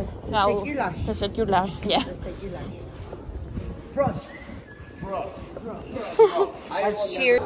In college at 18, I was chugging beers non-fucking stop. College was sure. That's off. Literally off. Bakın şimdi şu arkadaki 4 kişi var ya. Solo traveling dedik. Ben ne yaptım? Rialto Köprüsü'nde fotoğrafını çekebilirim diyen, yüzüm gözüm nasıl şişmiş gerginlikten. Rialto Köprüsü'nde fotoğrafını çekebilirim diyen 4 kişiye, 2 erkek geldiler bir de. Olur dedim önce. Sonra ama bir korktum. Ben dedim bunlar benim telefonu alıp koşarsa ben ne yapacağım falan. Sonra baktım öyle tiplere benzemiyorlar. Maksimum yürürler. Sonra tamam çek dedim. Sonra kızlar geldiler. Hatta biri daha vardı, o gitmiş. Belki videonun başında çıkmıştır. Sonra o gitmiş, ben fark etmedim bile. Kızlar gelince benim güvenim daha da arttı. Sonra dedim bunlar senin arkadaşlarınız mı falan dedim. Dedi ki kuzeniz dedi. Benim içime daha da bir rahatlama. Sonra ne yapıyorsun burada falan dediler. Neresin falan dediler. Amerikalılar soruyor. Avrupa'nın diğer yerlerinden gelenlerin hiç umurunda değil kimse. Aynı da kalıyorsun, sen yanında yatıyor. Biraz da yol çekeyim böyle. İşte ondan sonra biz bara gideceğiz gel dediler. Valla düşünüyorum şimdi bunlar benim çantamı çalsa falan diye düşünüyorum. İşte telefonumu çalsa falan. Sonra dedim hani her şeyi şöyle takıp telefonumu da içine koydum mu? Çok da bir şey içmedim mi? Ne olur ki? Ve gittim. Yani obviously gittim. Şu an dönüyorum. Bir de utanmadan 2 tane bara gidiyor. Annem duysa var ya. Kızmaz ama panikten ölür. Oradayken söylemedim. Bar burası. Gittiğimiz bar. So I'm so sorry. Kısa çarptım. Ondan sonra her çarptığım insana böyle yalvarırcasına özür diliyorum. Ondan sonracığıma dedi ki burada bir Irish bar varmış. Burada barların hepsi kapalı. O yüzden böyle saçma sapan barlara gidiyoruz. Şimdi geldim arkadaşlarıma bu geceyi anlattım. Detayları kameralara da anlatırım. Senin sokak komple shutdown ama hiçbir yer açık değil. İtalya'nın da bu özelliği var maalesef. Türkiye'deki birçok şehir gibi. Kapanıyor yani. Buralar açık değil ya. Ben hosteli nasıl bulacağım? Şöyle bulacağım. Ben buradan çıkınca hemen şurada bir yerde. Şu dondurmacı, işte restoran. Benim odamdan gözüküyordu restoran. O yüzden burası. Anahtardaki şifreye gireceğiz. Böyle nefes nefeseyim. Çünkü yürürken aynı zamanda anlatıyordum. Kız bana numarasını verdi. Ona da mesaj atacağım. Ay, mutfağa girdim yanlışlıkla. Üstümde havluyla tuvaletteki. Hay. İşte üstümde havluyla banyo sırası bekliyorum. Saat 2 falan. Bir tane kadınla karşılaştık. Korktu. Korkuttum sizi diyorum. Sorry diyor. Yani ben seni korkuttum şapşal. Mutfakta bir şeyler yapıyor. Bu arada sabah laf ettim ama varmış. Kapağı. Ben şimdi duşa geldim. Gerçekten rezalet haldeyim. Küpelerimi çıkarmayı unutmuşum. Neyse şimdi hallederiz her şeyi. Bunu giyeceğim yatarken. Şuraya bırakayım. Havlumu asacak bir yerde yok. Bunu da buraya bırakacağız mecbur. Kahretsin flaşım açılmış. Böyle.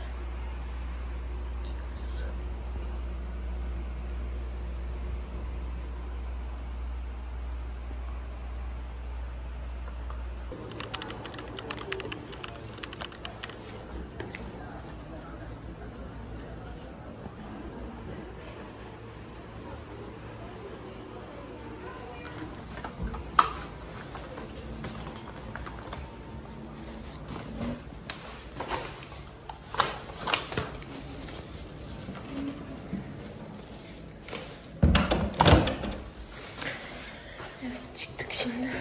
Mutfaktan su alacağım ve gideceğiz. Check out yapacağım. Kimse yok. Herkes anahtarı bırakıp gidiyor herhalde. Ben de aynısını yaptım. Bilemiyorum. Öyleyiz. Çünkü bugün yolculuk var tekrardan. Saçımı yapmadım. Şimdi hostele veda edeceğiz. Buranın çatısı çok güzeldi gibi, evet. Gene burası da yani tam bir şey hostel bu. Gariban hostel. Neyse gidelim artık. Bye. Şimdi bugün ne yapacağım konusunda kararsızım. Çünkü yani elimde de poşetim var. Bunda dün aldıklarım ve yiyemediklerim var, yolda yerim diye. Şimdi dün gittiğim kafeye doğru gidebilirim. Meydana saate bir bakayım. Çok tatlı şarkılar çalıyor. İtalyan şarkıları sonunda. Çünkü dünden beri dün Amerikalılarla da bunu konuştuk. Hep şey hayal etmişler. Ben de hayal etmiştim. Hani İtalyan şarkıları o keşfette var ya. Onlardan hayal etmiştik. Bir geldik. Full barlarda, özellikle 2 tane bar, ikisinde de hep Amerikan müziği. İspanyolca çok vardı. Ama tabii onlar da Latin Amerika'dan ötürü yani. Ay sesim bir değişmiş. Yüzüm gözüm şiş zaten. Şimdi saat 12'ye geliyor. Bu arada ben check-in'imi o kadar check-out'umu o kadar geç yaptım ki.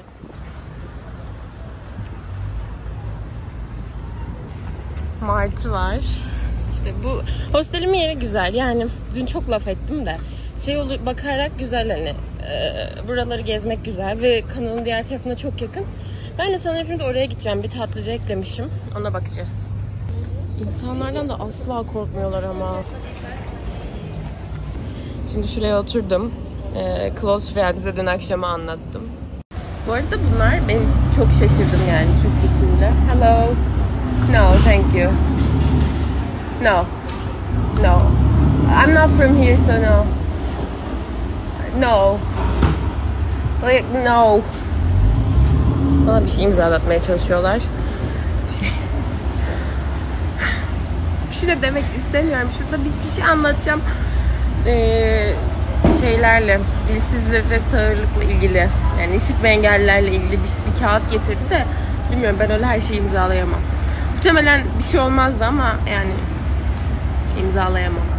Çocuğa ders anlatmaya çalışıyorum. Çocuk hani işitme ve konuşma engelli olduğu için konuşamıyor. Ben diyorum ki no. Çok kötü. Çok üzüldüm şu an. Ama ne yapayım canım, öyle her şeyi de imzalayamayız ki. Ben gelmişim burada şey anlatıyorum. Neyse işte bunlar 19 kişi gelmişler. Burada yani herkes oturuyordu, ben de oturdum. Aslında benim şeye gitmem lazım şu an. Tatlıcıya gidecektim. Ama ona bir bakayım haritadan ne kadar uzaktayım, ona göre karar veririz. Şurada bak bunu görmemiştim, çatıdan. Fotoğraf çekiyorlar. İstanbul Bolonya'sı daha uzak. Evet, ben de o yüzden geldim buraya oturdum.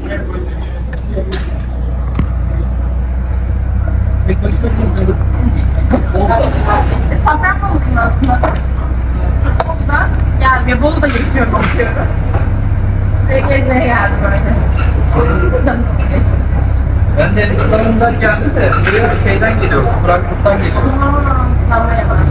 Almanya'dan geliyorum. Moyna diye bir yer vardı, oraya gittik. Türk köyüymüş. Öyle mi? Ama nereden gittik? Çok lanet bir yer. Ya perişan oldu. Çok kötü yolları var. Uçurumlu. Yani 30-20 öyle gidemiyorsunuz, hızla gidemiyorsunuz. Oraya gittik, oradan buraya geldik. Burayı gezdik. Sabah 7'den beri geziyoruz. Kalmadı o zaman burada. Kalacak mısın? Kalacak bir şey bulamadık hadi. Evet haklısın. Yani kaldın mı sen yoksa bugün mü? Dün gece kaldım ben ama yani gerçekten çok bir şey değil. Kalmaya karar verilmesi çok gerek yok. Ne kadar? Ben Haziran ayında kalacağım. 60 gün. Şu an 130 falan. Evet şu an kaldım. Ama 60 gün kaldı. Budapeşte de 25 gün kaldı. Milano'da yine 30 gün arası değişiyor. Burası kalmadı bir şey. Ben de o yüzden bir gece Rize, Trabzon, oralarda öyle bir pahalılık var ki aynı paraya denk gelir. Belki daha ucuza da gelir burası. Orada sana ev vermiyorlar. Adamla pazarlık yapmaya kalkmışsın, kardeşim diyor ya. Sen tutmazsan bir şey yaptın, bu şekilde başkası gelsin. Çok talep var ve pazarlık yok. Yani hemen hızlıca buluyor. Biz ayrılıyoruz. çok memnun oldum. Kendine dikkat et.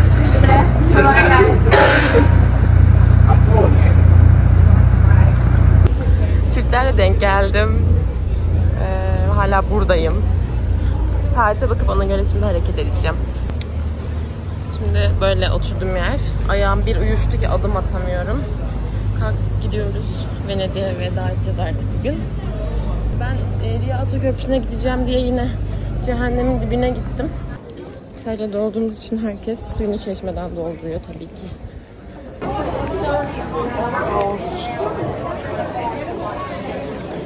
Açtım haritaya gidiyorum. Otobüse geç kalma ihtimalim var. Ama bilmiyorum. Riske değer. Çünkü ben Venedik'e bir daha gelmem. Bu arada dün nasıldı, şimdi nasıl? Dün akşam nasıldı yani? Aşırı kalabalık. Tam öğlen saati. İnşallah bunların siestasına denk gelmeyiz. Meşhur makarnacıya sanırım ulaştım. Zaten gördüm yolda. Makarna yiyen insanlar. Öyle. Chicken Alfredo alındı. Ve kola alındı. Çünkü sıcak. Şimdi şu tarafta oturacak bir yer var mı diye bakacağım ama yok gibi. Buraya oturdum çünkü bu ayakta yine ve şu dükkanların hepsinde buraya oturmayı yazmışlar. Bazı insanlar oturuyor. Ben burayı boş buldum. Buraya geldim. Türkler vardı makarnacıda. Ve çocuk dedi, babamın yaptığı tavuklu makarna buradakinden daha güzel. Ve ben korktum çünkü ben Chicken Alfredo aldım. Yine hostel sokağına geldim.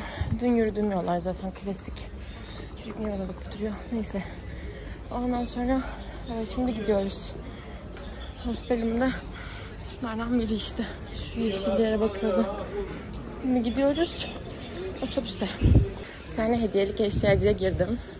Bir iki bir şey aldım. Mesela kolay gelsin kültürü yok ya. Mesela şöyle çalışan biri görsem ya da bazen restoranlarda garsonlar dışarıdaki masaları falan topluyor işte. Kolay gelsin derim. Ama olmadığı için bir eksik hissediyorum yani. Ben Türk'üm. Gururla. Düşünsenize Venedik'te kuryesiniz. Ay Trendyol kuryesi geliyor. Asla bulamaz hiçbir yeri ve çok zorlanır yani. Sokak başına bir tane şey vermeleri lazım. O sokaktan ilgilenen bir insan olacak falan. Diğer türlü çok zor olur. Ya da normal hani yemek kuryesi falan da. Gerçi gördüm bir tane öyle. Glovo gördüm. Ama yine de zor yani. Dün geldiğim yere geldim. Şu bayraklardan hatırladım. Ve ben dün bu tarafa gittim. Meğer benim bu tarafa gitmem lazım. Çünkü şu an oradan geldim. Neyse. Burası ne kadar sakin. Diğer taraflar gürül gürül. Bir zamanlar ağaçsın böyle ormanda. Rahat takılıyorsun. Sonra seni alıyorlar. Kazık yapıp Venedik'e dikiyorlar. Bence çok havalı. Bayağı kazıklar üstünde burası full. Şeyleri bağlıyorlar. Şunları. Ben de öldüm. Abartısız. Yani yarım saatim var otobüsüme ama şurada yeşil görünüyor ya Flixbus. Muhtemelen durak orası. Otobüs o bile olabilir. Bakacağız. Yetiştim yani. Hızlı gelmedim zaten yetişemem diye. Her türlü yetişirdim de. Bu sefer yolumu çok daha rahat buldum düne göre. Yine bir iki yerde çile çektim ama genel olarak rahattı. Ama böyle değil puanlayacağım. Çok olumlu düşüncelerim yok. Tamam ulaştım. Ama geldiğim yol yani inanılmaz fazla yürüdüm. Böyle girişli çıkışlı da mini sahil. Su pis ama yani doğal olarak. Ona rağmen gene de Karadeniz'deki sulardan bir kısmından daha güzel görünüyor. Sakin görünüyor en azından.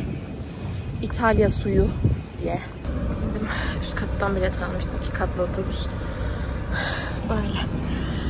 Ay umarım güzel bir yolculuk olur. Ve öldüm.